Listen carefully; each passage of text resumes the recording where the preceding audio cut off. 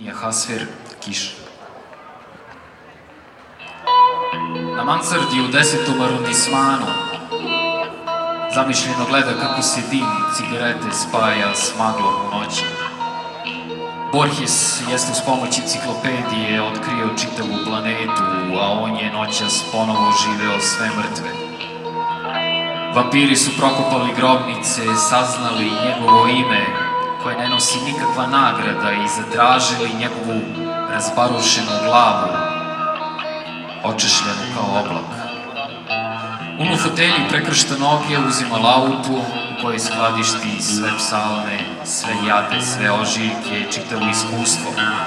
I drži čas epifanije kroz magične stihove Le Fey Mort, fantasmagorija kestenova i bašte, taloži se u pepeu i gorke orhideje cvetaju po njegovom grlu dok izgovara ime Elektre ili Borisa Davidovića, poput Opsesije ili Zahira.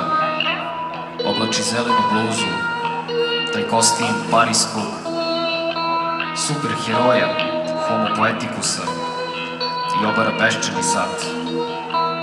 Iz njega, kao iz nekakve muzičke kutije, curi melodija Jerušalajim šel Zahab, Jerusalim od zlata, kao što se literatura prelije preko života.